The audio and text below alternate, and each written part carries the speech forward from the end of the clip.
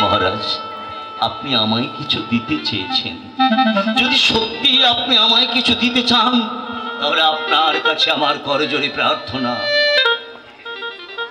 আপনি মায়ের কাছে আমার জন্য শুধু এটুকুই প্রার্থনা করবেন, মায়ের ওই রাঙা চরণে যেন আমার ঠাঁই হয়। কবি, আর আমি আপনার কাছে কিছু চাই না মহারাজ। আপনার কাছে কিছু দেখুন মহারাজ, ঠাকুর প্রলোভন হতে নিজেকে কত দূরে রাখতে চান। এতটা নির্লোভ না হলে উনি কি সকলের অন্তর জয় করতে পারেন?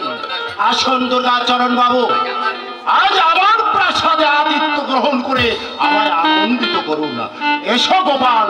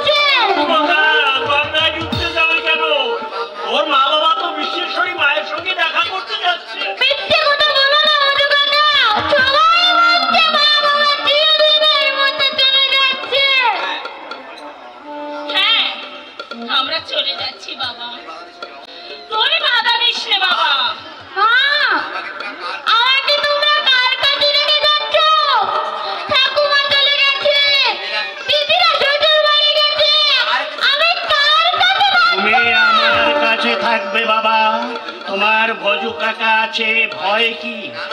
না না, আমাকে ছেড়ে আমি কার কাছে থাকতে পারবো না। চিনুলাল, আবার তো হাসলে বাবা। রামগতি তো বেশ হাসি মুখে বিদায় দিল, তুই কেন মাথা দিচ্ছিস বাবা? যা, তোর ভজু কাকার সঙ্গে বাড়িতে যা। যাও ভজু ঠাকুরপো, দুলালকে নিয়ে যাও। দুলালকে তো বুঝিয়ে সুঝিয়ে আমার সঙ্গে পাঠিয়ে দিচ্ছ, কিন্তু আমাকে কি বুঝিয়ে দিচ্ছ না? তোকে আর কি বুঝিয়ে দেবো রে ভজা, তোকে আর কি বুঝিয়ে দেবো? ওরে তুই তো দুলালের মতো অবুঝ নুস। অবুঝ যে আমি আপনা আপনি হয়ে যাচ্ছি না ঠাকুর। যে ভজা চিরদিন ওই চরণে পড়ে রইল, যাওয়ার সময় তার ঘাড়ে বোঝা চাপিয়ে দিয়ে যাচ্ছ, তার বিধি ব্যবস্থা কি করে যাচ্ছে? আমার মা তোকে তার অভয় চরণের ঠাঁই দেবে। মায়ের অভয় চরণের ঠাঁই নেবার স্পর্ধাই সে যেমন এই দুনিয়ায় এসে ওই চরণে ঠাঁই পেয়েছে, ও জগতে গিয়ে ওই চরণে ঠাঁই পাবে কিনা তুমি আমাকে? আমি কে রে বোঝা, আমি কে? আমি তো সরলীপুর দাস মানুষ, মায়ের চরণে আশ্রয় পেলেই মোক্ষ লাভ হবে। আমি বুঝি না দা ঠাকুর, তুমি আমার গুরু, তুমি আমার ইষ্ট ভগবান। পায়ের ধুলো দাও গুরু, পায়ের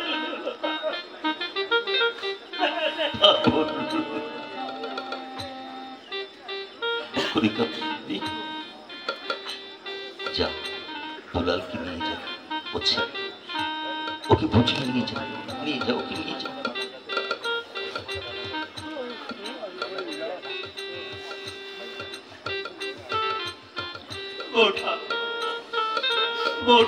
পায়ের ধুলো দাও বৌঠা, আর আশীর্বাদ করো, আসছে জন্মে আবার যদি মানুষ হয়ে আমাকে এই দুনিয়ায় আসতে হয়, তাহলে আমি যেন তোমাদের বাড়ির চাকর হয়ে আসতে পারি। এমন করে কেন বলছিস? এমন করে কেন বলছিস? আমি তো কোনোদিন তোকে আমার চাকর মনে মনে করিনি, তাহলে কেন তুই নিজেকে এতটা ছোট ভাবছিস? কখনো এমনটি ভাববি না রে, কখনো এমনটি ভাববি না। তুই আমার বুকে আয়, তোর মতো ভাইয়ের সংসারে মেলে না রে মজা, ওরে তোর মতো ভাই সংসারে নিজেকে কখনো এতটা ছাড় ভাববি না। শোন, তোরা ছেলে মানুষ, হয়তো অনেক ভুল করবি, ওকে বুঝিয়ে রাখিস। আর সবসময় মনে করে দিস মাথার উপরে মা আছে। নিয়ে যাও কে।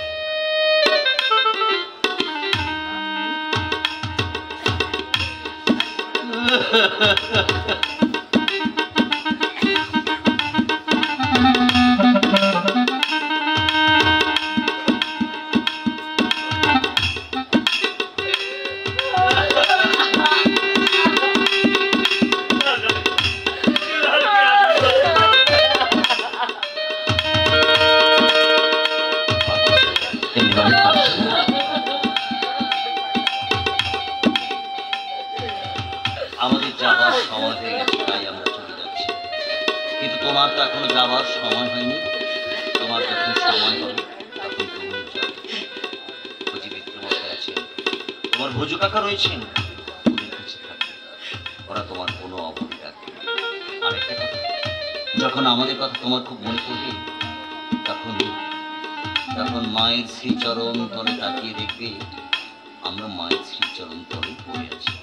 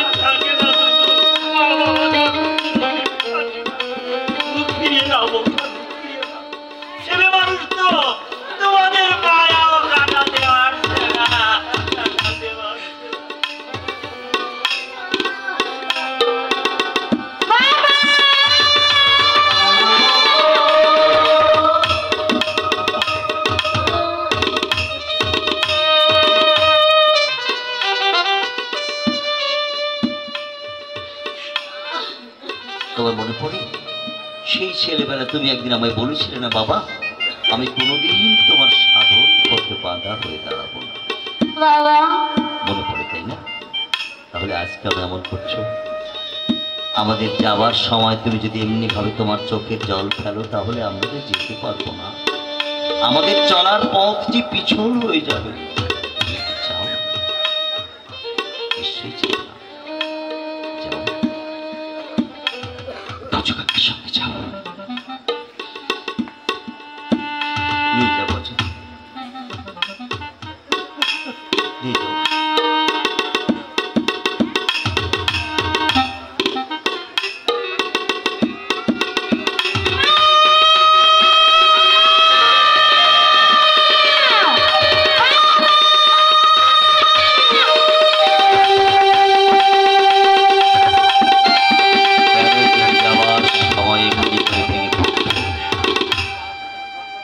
তুমি যদি এমনি ভাবে ভেঙে পড়ো তাহলে ওরা কি করবে? ওরা যে ছেলে মানুষ, তার চেয়ে তুমি মায়ের কাছে প্রার্থনা করো ওরা সবাই যেন ভালো থাকে, ওরা সবাই যেন সুস্থ থাকে। ঠাকুর, দুর্গাচরণকে অবকাশ আসিয়ে চললেন ঠাকুর। আপনি কাছেন মিত্র মশাই, আপনার তো কান্না শোভা দেয় না। যাওয়ার সময় আপনার চোখের জল ফেলে আমার চলার পথকে আপনি আর পিছল করবেন না।